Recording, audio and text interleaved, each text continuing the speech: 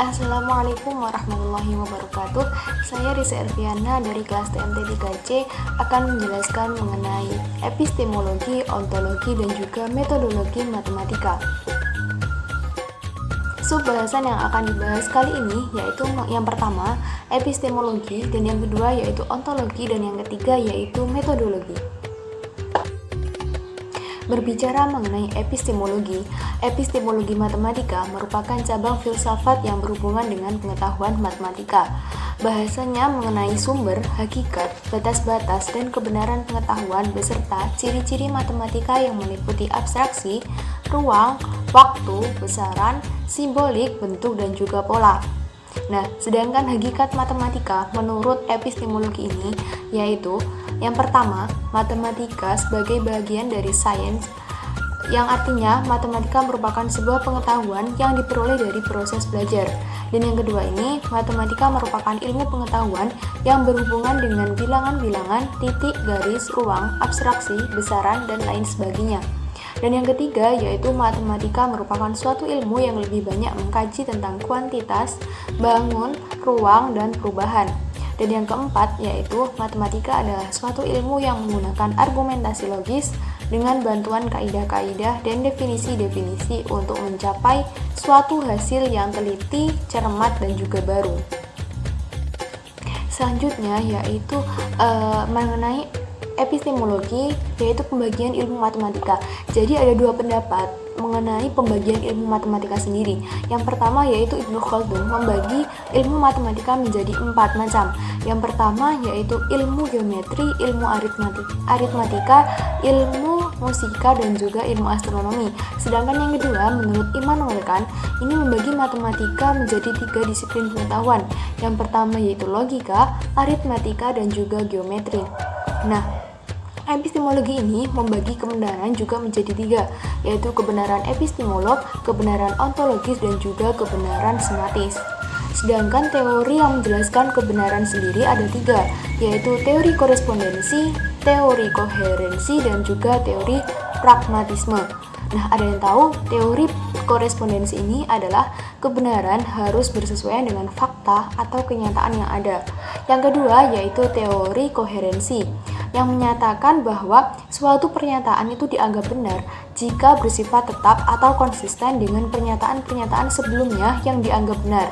Sedangkan yang ketiga ini yaitu teori pragmatisme, yang menyatakan bahwa suatu pernyataan dianggap benar jika pernyataan tersebut itu bersifat fungsional dan memiliki manfaat dalam kehidupan praktis. Bahasan yang kedua yaitu mengenai ontologi. Ontologi adalah cabang filsafat yang berhubungan dengan yang ada. Sesuatu yang ada termasuk di dalamnya hal-hal metafisik di dalam pengetahuan matematika. Sedangkan bahasan dari ontologi matematika yaitu cakupan dari pernyataan matematika yang berkaitan dengan dunia nyata atau fakta ataupun hanya dalam pikiran manusia. Ontologi menyatakan bahwa matematika itu sebagai alat dalam melakukan suatu pekerjaan ataupun menyelesaikan masalah. Nah, di sini ontologi matematika itu digunakan untuk menghitung pajak, luas lumbung, perdagangan, menghitung batas luas tanah yang hilang karena luapan sungai Nil, juga sampai pada pembangunan istana dan piramida yang termasuk dalam keajaiban dunia. Nah, matematika di sini juga digunakan untuk menghitung perbandingan. Selanjutnya, matematika juga dikatakan sebagai bahasa.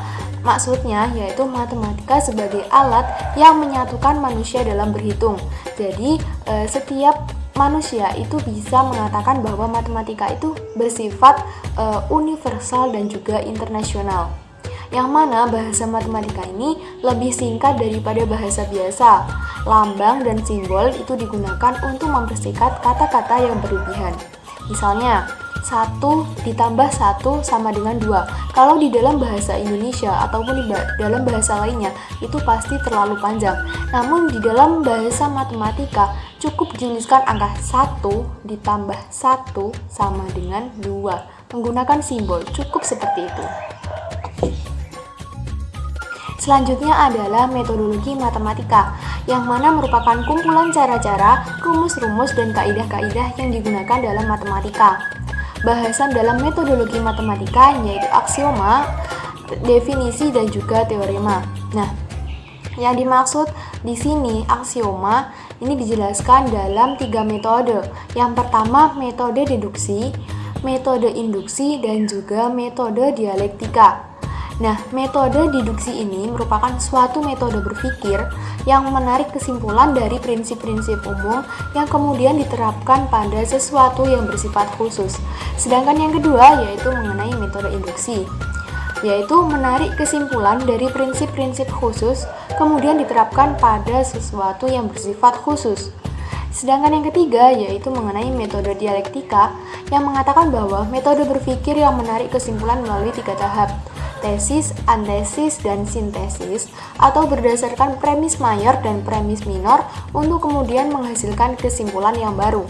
Nah, tak lain hal itu, metodologi ini mempunyai nama lain, yaitu metode aksiomatik, metode hipotetik deduktif. Jadi ada 2 nama, yaitu metode aksiomatik dan juga metode hipotetik deduktif. Nah, dalam bahasan metodologi ini kan dijelaskan ada aksioma, definisi, dan juga teorema. Nah, ada yang tahu nggak aksioma itu apa? Aksioma itu merupakan keterangan yang kebenarannya diterima tanpa pembuktian lebih lanjut dan menjadi dasar atau pegangan dalam sebuah perbincangan.